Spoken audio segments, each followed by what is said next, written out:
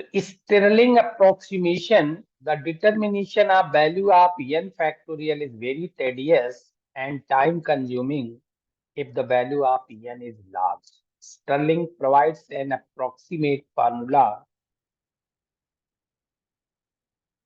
Log n factorial is equal to n log n minus n. This is called Stirling formula.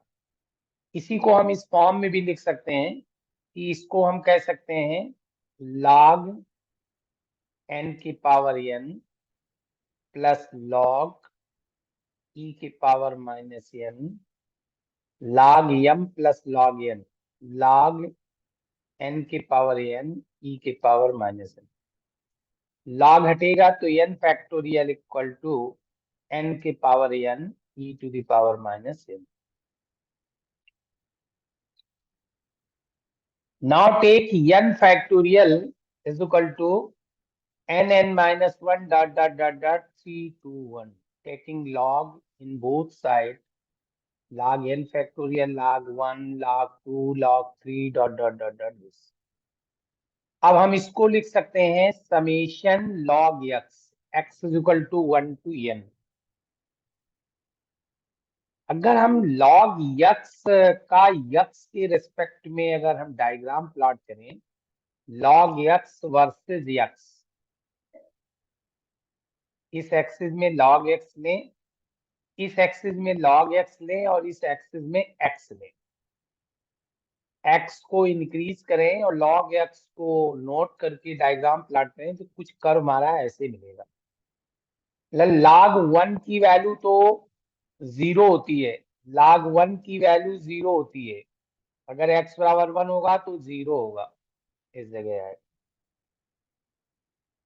log 2 की value ये होती है, log 3 की value ये होती है। तो ये जो डिफरेंस है इन दोनों वैल्यू में, log 4 और log 3 में जो डिफरेंस है वो कम हो जाएगा, और आगे चलोगे तो और कम हो जाएगा।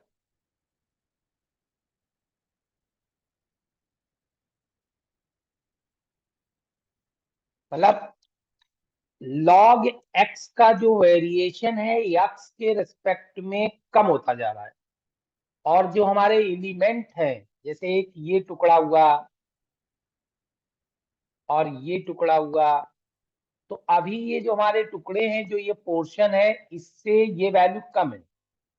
अगला आप देखोगे तो और वैल्यू कम हो जाएगी, अगली आप वैल्यू देखोगे तो और कम हो जाएगी। जैसे कल्पना करें, log 2 जो होता है 0.3010 होता है, log 3 जो होता है 0.471 होता है, log 4 जो होता है 2 log 2 होता है 0.6020 होता है। देखिए इसमें इतना डिफरेंस है और इसमें बहुत, इसमें कम हो गया डिफरेंस। तो चूंकि इसके वैल्यू जो होती है वो क्लोज होती चली जाती है, तो इस समेशन को हम इंटीग्रेशन में कन्वर्ट कर देते हैं ऐसे केस में। मतलब जो समेशन में लिखा था वो इंटीग्रेशन में कन्वर्ट हो गया, 1 to n log x dx।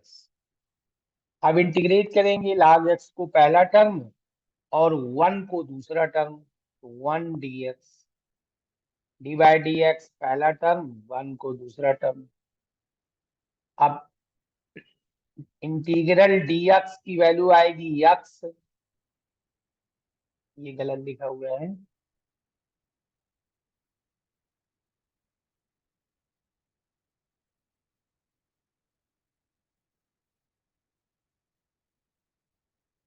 log x को छोड़ा और 1 का डिफ्रेंशिएट किया या इंटीग्रल dx कहोगे तो x आ जाएगा, ठीक है। 1 to n minus log x का डिफ्रेंशिएशन और 1 को फिर इंटीग्रेट करेंगे, dx सही लिखा हुआ है। तो ये वैल्यू आ जाएगी, ये x आ गया तो log x और x,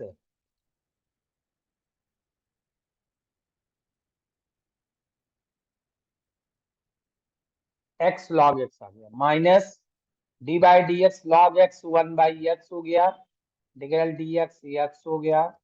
अब इसमें लिमिट लगा देंगे तो n log n minus 1 log 1, और ये वैल्यू कट गई। अब इसका इंटीग्रल एक्स आ गया 1 to n। तो जब आप इसको इंटीग्रेट करोगे तो ये आ जाएगा n log n माइनस,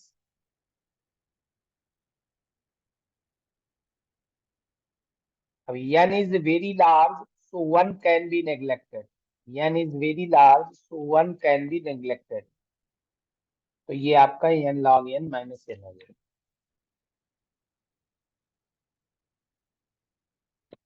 इसी को इस फॉर्म में लिख दिया गया है।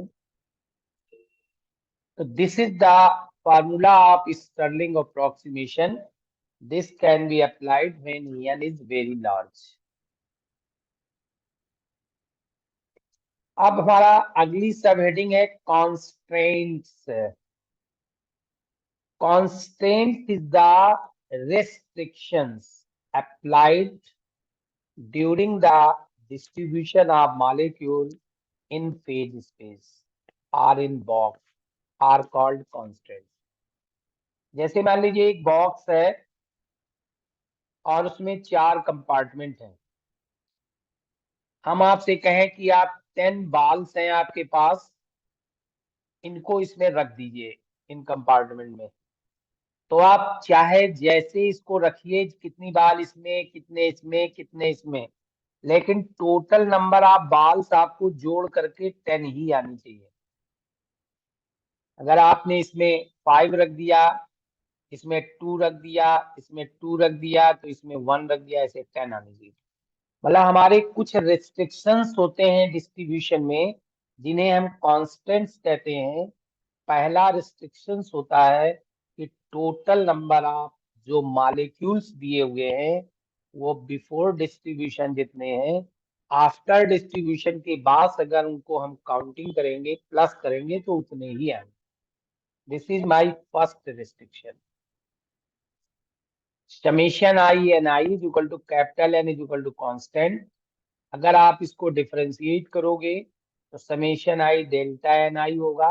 ये आई हमेशा सफिक्स में लिखा हुआ है, आई बराबर 1 to something number of particle, और कांस्टेंट का डिफरेंशिएशन 0 आ गया। तो एक हमारा जो कांस्टेंट्स है वो ये है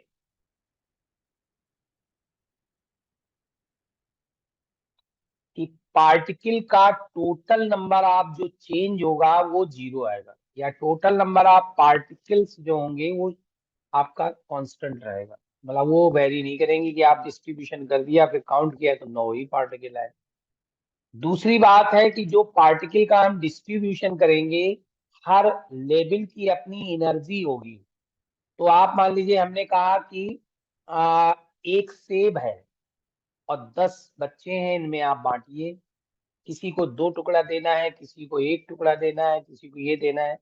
तो जब हम उनको सबको जोड़ेंगे तो जितने पार्टिकल है उनकी संख्या बराबर होनी चाहिए, हमारा सेब भी कंप्लीट होना चाहिए। उनको अगर हम ले लें तो कंप्लीट होना चाहिए, मतलब टोटल जो एनर्जी है डिस्ट्रीब्यूशन की वो कांस्टेंट रहनी चाहिए। जैसे मान लीजिए इसमें पार्टिकल जाएगा तो इसकी एनर्जी है 0, इसकी है मान लीजिए 1 जूल, इसकी है 2 जूल, इसकी है 3 जूल। मान लीजिए इसमें हमारे है एक पार्टिकल, इसमें है 5, इसमें है 2 और इसमें है 2। तो 1 इंटू 0 प्लस 5, और एक पार्टिकल की ऊर्जा है 1, 5, 2 और 2 4 प्लस 3 दूनी 6, 6 4 10 5 15। हमने जो आपको पहले से एनर्जी दी है वो 15 जूल थी, और डिस्ट्रीब्यूशन करने के बाद जब हम एनर्जी उसकी ऐड कर रहे हैं तो 15 ही आनी चाहिए। मतलब this is the second constant.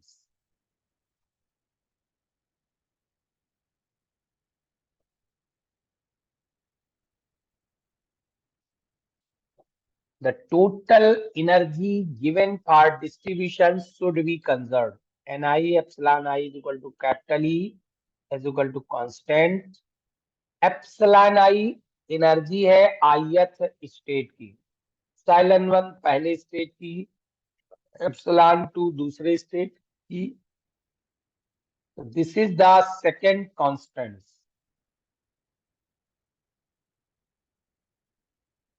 Now take a problem related to constants. आप कंसीडर कर लीजिए हमारे पास 3 सेल्स हैं। पहले सेल में 6 पार्टिकल हैं, दूसरे में 4 है, तीसरे में 3 है। पहले सेल में एक पार्टिकल की एनर्जी 0 है, दूसरे में 2 है और तीसरे में 4 है। तो टोटल कितनी एनर्जी है? N1 epsilon 1 N2 epsilon 2 N3 epsilon 3। Total कितने पार्टिकल है? 6 + 4 + 3। तो कह रहा है कि अगर हम डेल्टा N3 - 2 है तो बताइए डेल्टा N1 और डेल्टा N2 कितना होगा, जिससे हमारा टोटल एनर्जी कांस्टेंट बनी रहे और टोटल पार्टिकल कांस्टेंट बने रहे।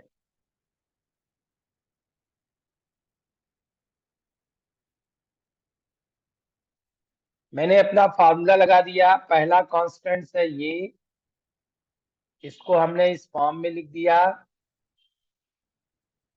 डेल्टा N3 दिया है, मैंने लिख दिया। तो ये एक क्वेश्चन आ गया, एक कांस्टेंट यूज कर दिया। दूसरा एनर्जी का कांस्टेंट यूज करते हैं,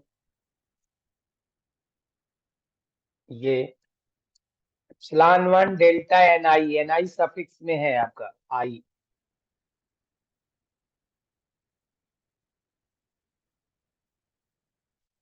वैल्यू पुट कर दिया सभी की, तो ये हमारा आ गया डेल्टा N2 की वैल्यू। अब डेल्टा N2 पता है और डेल्टा N1 पता है।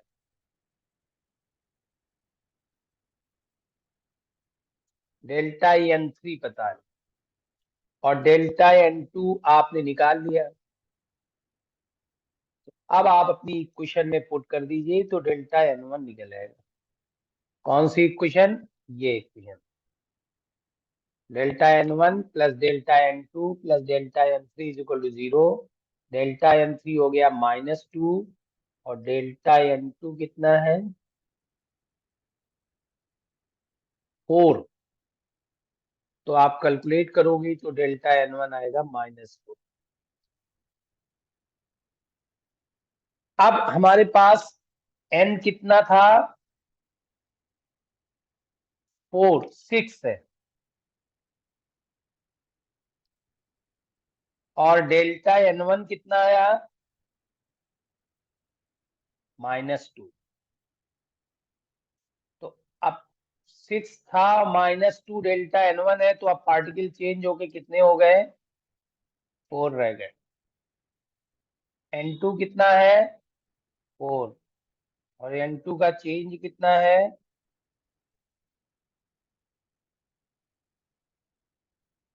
N2 का चेंज है +4।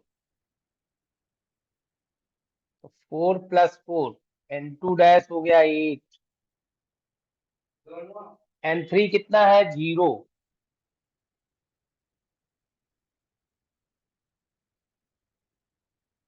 और N3 कितना गिवन है? Delta N3 -2।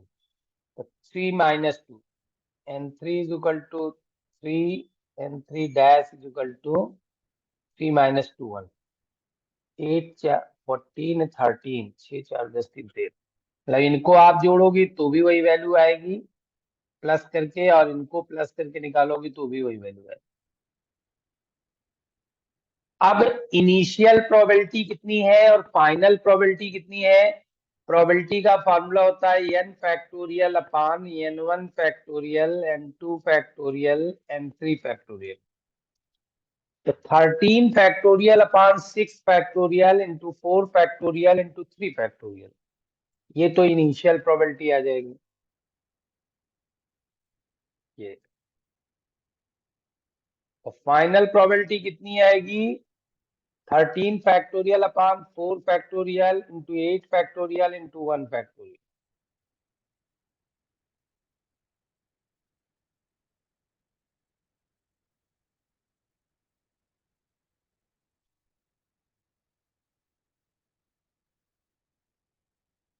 इसकी प्रोबेबिलिटी ये आ जाएगी।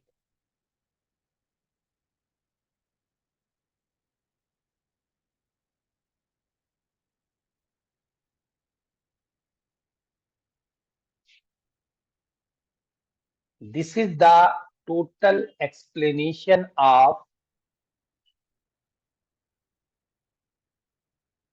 Stirling approximation and their related formula.